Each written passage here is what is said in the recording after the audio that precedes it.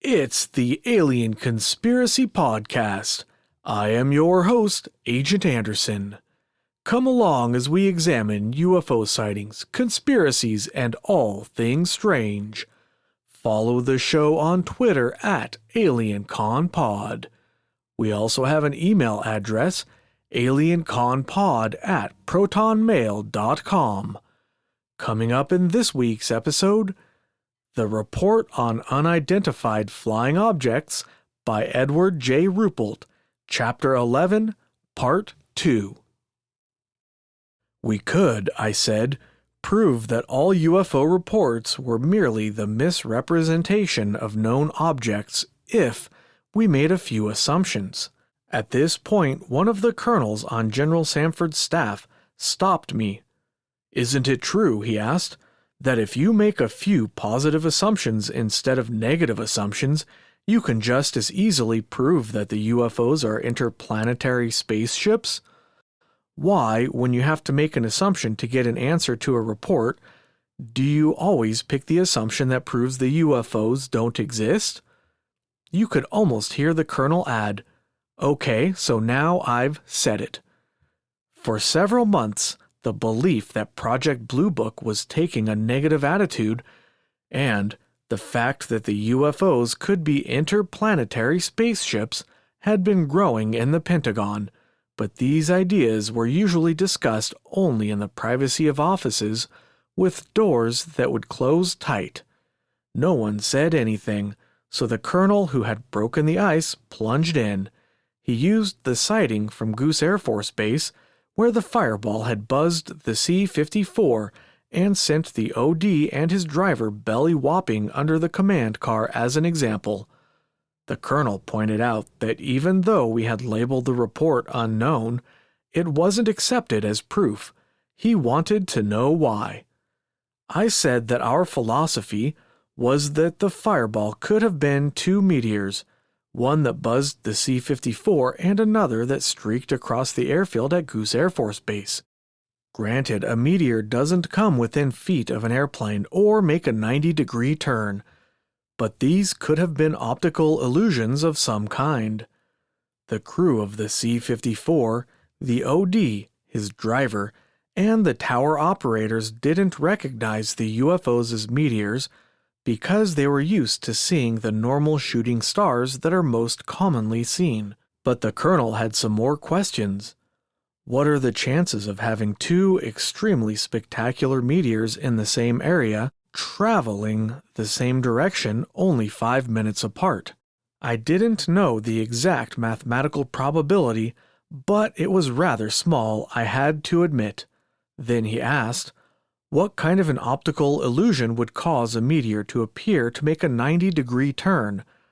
I had asked our Project Bear astronomer the same question, and he couldn't answer it either.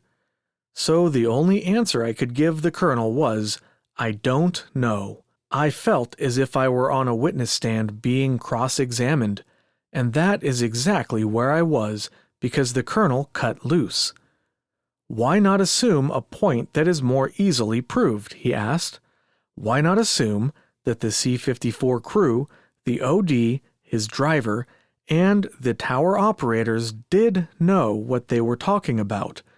Maybe they had seen spectacular meteors during the hundreds of hours that they had flown at night, and the many nights that they had been on duty in the tower. Maybe the ball of fire had made a 90-degree turn. Maybe it was some kind of an intelligently controlled craft that had streaked northeast across the Gulf of St. Lawrence and Quebec province at 2,400 miles an hour. Why not just simply believe that most people know what they saw? The colonel said with no small amount of sarcasm in his voice. This last comment started a lively discussion, and I was able to retreat. The colonel had been right in a sense. We were being conservative, but maybe this was the right way to be. In any scientific investigation, you always assume that you don't have enough proof until you get a positive answer. I don't think that we had a positive answer yet. The colonel's comments split the group, and a hot exchange of ideas, pros and cons, and insinuations that some people were imitating ostriches to keep from facing the truth followed. The outcome of the meeting was a directive to take further steps to obtain positive identification of the UFOs. Our original idea of attempting to get several separate reports from one sighting so we could use triangulation to measure speed, altitude, and size wasn't working out. We had given the idea enough publicity, but reports where triangulation could be used were few and far between.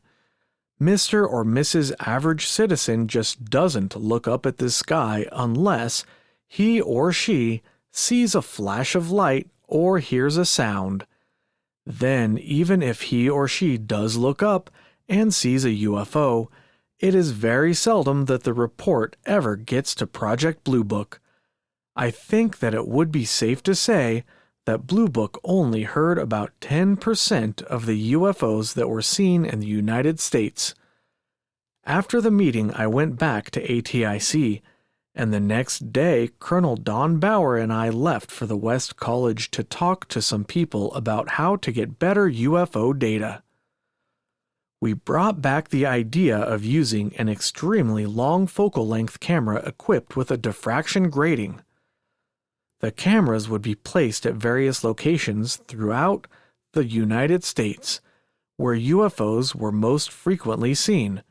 We hoped that photos of the UFOs taken through the diffraction gratings would give us some proof one way or the other.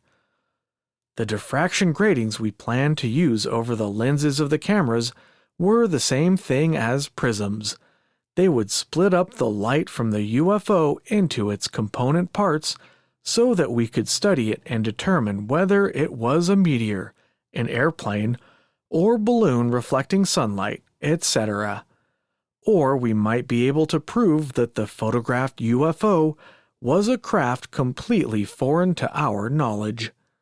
A red-hot A1 priority was placed on the camera project, and a section at ATIC that developed special equipment took over the job of obtaining the cameras, or if necessary, having them designed and built. But the UFOs weren't waiting around till they could be photographed. Every day the tempo and confusion were increasing a little more. By the end of June, it was very noticeable that most of the better reports were coming from the eastern United States. In Massachusetts, New Jersey, and Maryland, jet fighters had been scrambled almost nightly for a week. On 3 occasions, radar-equipped F-94s had locked on aerial targets, only to have the lock-on broken by the apparent violent maneuvers of the target. By the end of June, there was also a lull in the newspaper publicity about the UFOs. The forthcoming political conventions had wiped out any mention of flying saucers. But on July 1st, there was a sudden outbreak of good reports. The first one came from Boston. Then they worked down the coast. About 7:25 on the morning of July 1st, 2 F-94s were scrambled to intercept a UFO that a Ground Observer Corps spotter reported was traveling southwest across Boston. Radar couldn't pick it up, so the 2 airplanes were just vectored into the general area. The F-94s searched the area but couldn't see anything. We got the report at ATIC and would have tossed it out if it hadn't been for other reports from the Boston area at that same time. One of these reports came from a man and his wife at Lynn, Massachusetts, 9 miles northeast of Boston. At 7:30 they had noticed the 2 vapor trails from the climbing jet interceptors. They looked around the sky to find out if they could see what the jets were after, and off to the west they saw a bright silver cigar-shaped object, about 6 times as long as it was wide, traveling southwest across Boston. It appeared to be traveling just a little faster than the 2 jets. As they watched, they saw that an identical UFO was following the first one some distance back. The UFOs weren't leaving vapor trails, but, as the man mentioned in his report, this didn't mean anything because you can get above the vapor trail level, and the two UFOs appeared to be at a very high altitude. The two observers watched as the two F-94s searched back and forth far below the UFOs. Then there was another report, also made at 7:30. An Air Force captain was just leaving his home in Bedford, about 15 miles northwest of Boston and straight west of Lynn, when he saw the two jets. In his report, he said that he, too, had looked around the sky to see if he could see what they were trying to intercept when off to the east he saw a silvery cigar-shaped object traveling south.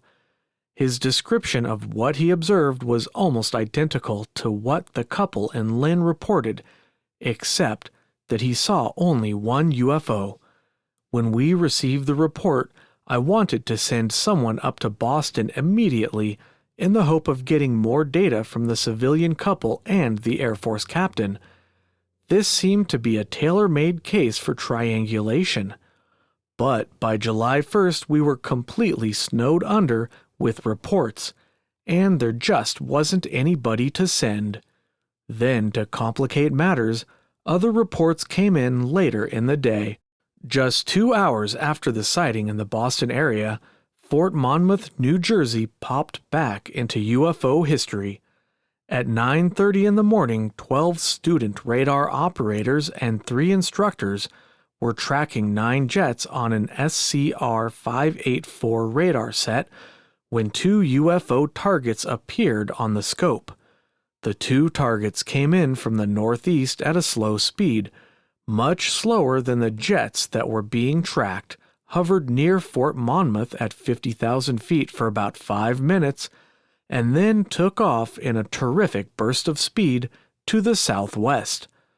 When the targets first appeared, some of the class went outside with an instructor, and after searching the sky for about a minute, they saw 2 shiny objects in the same location as the radar showed the 2 unidentified targets to be.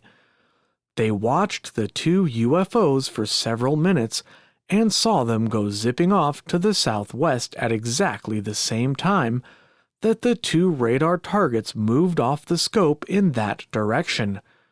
We had plotted these reports, the ones from Boston and the one from Fort Monmouth, on a map, and without injecting any imagination or wild assumptions, it looked as if 2 somethings had come down across Boston on a southwesterly heading, crossed Long Island, hovered for a few minutes over the Army's secret laboratories at Fort Monmouth, then proceeded toward Washington. In a way, we half expected to get a report from Washington. Our expectations were rewarded, because in a few hours a report arrived from that city.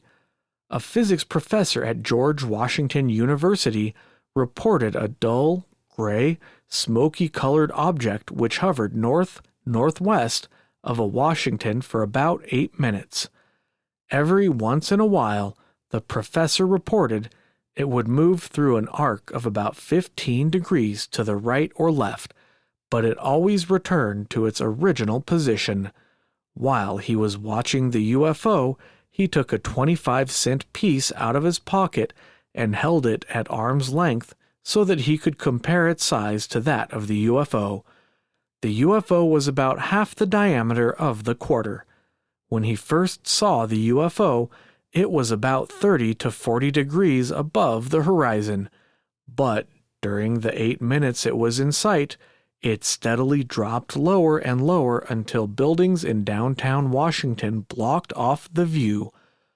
Besides being an unknown, this report was exceptionally interesting to us because the sighting was made from the center of downtown Washington, D.C. The professor reported that he had noticed the UFO when he saw people all along the street looking up in the air and pointing. He estimated that at least 500 people were looking at it, yet his was the only report we received. This seemed to substantiate our theory that people are very hesitant to report UFOs to the Air Force. But they evidently do tell the newspapers, because later on we picked up a short account of the sighting in the Washington papers. It merely said that hundreds of calls had been received from the people reporting a UFO. When reports were pouring in at the rate of 20 or 30 a day, we were glad that people were hesitant to report UFOs, but when we were trying to find the answer to a really naughty sighting, we always wished that more people had reported it. The old adage of having your cake and eating it too held even for the UFO. Technically, no one in Washington, besides, of course, Major General Samford and his superiors, had anything to do with making policy decisions about the operation of Project Blue Book or the handling of the UFO situation in general. Nevertheless, everyone was trying to get into the act. The split in opinions on what to do about the rising tide of UFO reports, the split that first came out in the open at General Samford's briefing, was widening every day. One group was getting dead serious about the situation. They thought we now had plenty of evidence to back up an official statement that the UFOs were something real and, to be specific, not something from this earth. This group wanted Project Blue Book to quit spending time investigating reports from the standpoint of trying to determine if the observer of a UFO had actually seen something foreign to our knowledge, and start assuming that he or she had. They wanted me to aim my investigation at trying to find out more about the UFO. Along with this switch in operating policy, they wanted to clamp down on the release of information. They thought that the security classification of the project should go up to top secret until we had all of the answers. Then the information should be released to the public. The investigation of UFOs along these lines should be a maximum effort, they thought, and their plans called for lining up many top scientists to devote their full time to the project. Someone once said that enthusiasm is infectious, and he was right. The enthusiasm of this group took a firm hold in the Pentagon, at Air Defense Command Headquarters, on the Research and Development Board, and many other agencies throughout the government. But General Samford was still giving the orders, and he said to continue to operate just as we had, keeping an open mind to any ideas. After the minor flurry of reports on July 1st, we had a short breathing spell and found time to clean up a sizable backlog of reports. People were still seeing UFOs, but the frequency of sighting curve was dropping steadily. During the first few days of July, we were getting only 2 or 3 good reports a day. On July 5, the crew of a non-scheduled airliner made page 2 of many newspapers by reporting a UFO over the AEC's super-secret Hanford, Washington installation. It was a skyhook balloon. On the 12th, a huge meteor sliced across Indiana, southern Illinois, and Missouri that netted us 20 or 30 reports.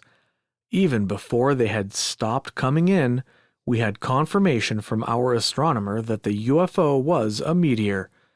But 42 minutes later there was a sighting in Chicago that wasn't so easily explained. According to our weather records, on the night of July 12th, it was hot in Chicago. At 9:42, there were at least 400 people at Montrose Beach trying to beat the heat.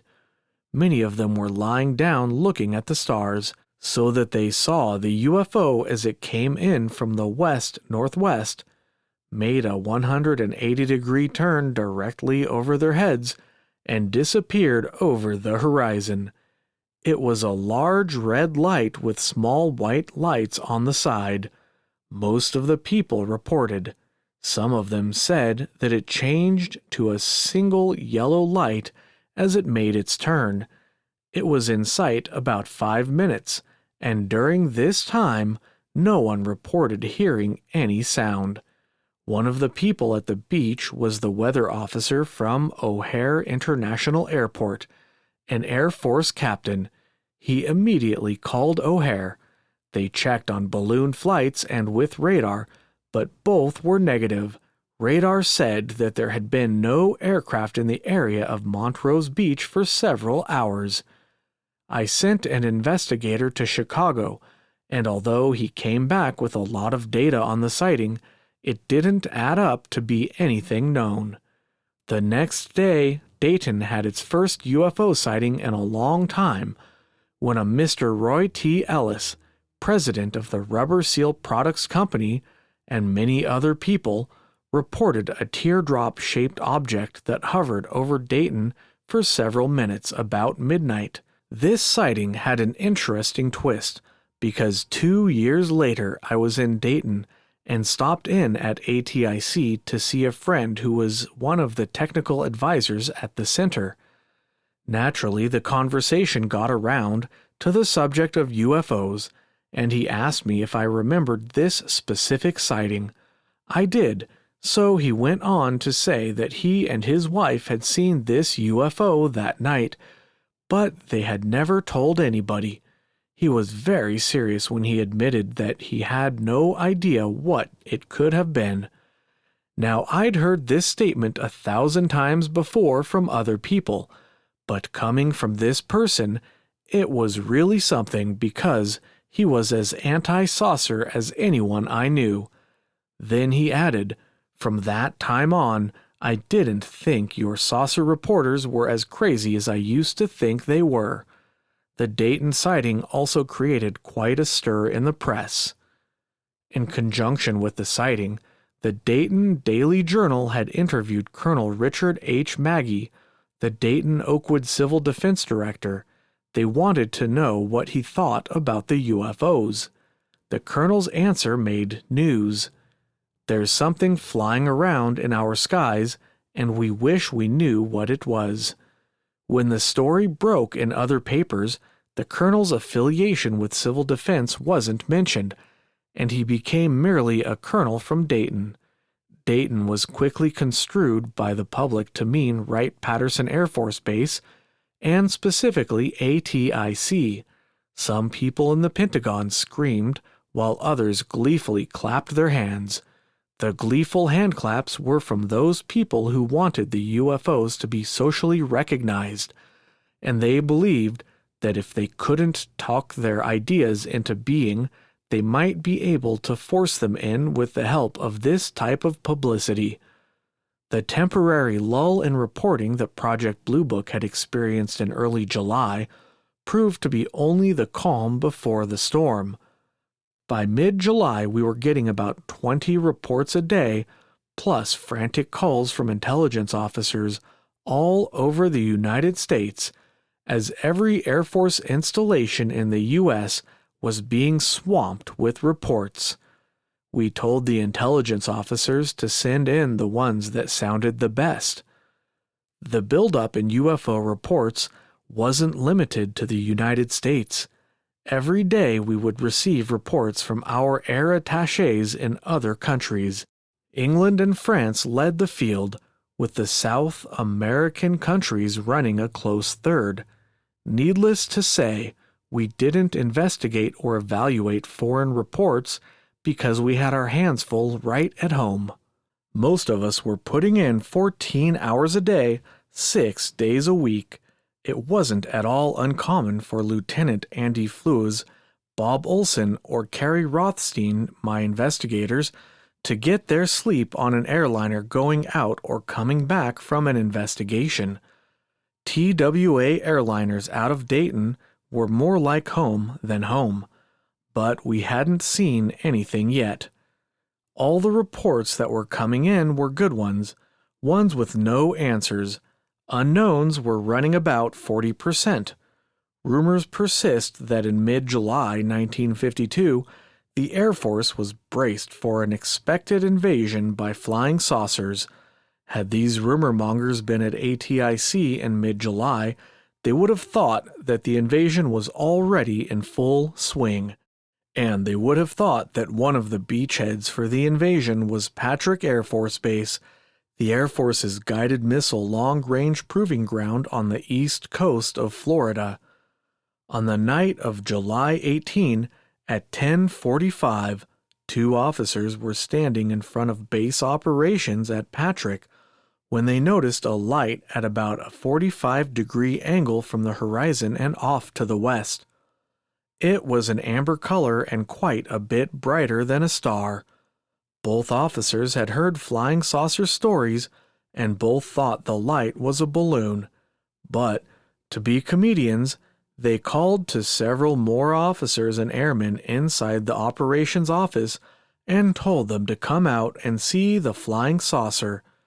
The people came out and looked. A few were surprised and took the mysterious light seriously, at the expense of considerable laughter from the rest of the group. The discussion about the light grew livelier, and bets that it was a balloon were placed. In the meantime, the light had drifted over the base, had stopped for about a minute, turned, and was now heading north. To settle the bet, one of the officers stepped into the base weather office to find out about the balloon. Yes, one was in the air and being tracked by radar, he was told. The weather officer said that he would call to find out exactly where it was. He called and found out that the weather balloon was being tracked due west of the base, and that the light had gone out about 10 minutes before. The officer went back outside to find that what was first thought to be a balloon was now straight north of the field and still lighted. To add to the confusion, a second amber light had appeared in the west about 20 degrees lower than where the first one was initially seen, and it was also heading north but at a much greater speed. In a few seconds, the first light stopped and started moving back south over the base. While the group of officers and airmen were watching the 2 lights, the people from the weather office came out to tell the UFO observers that the balloon was still traveling straight west.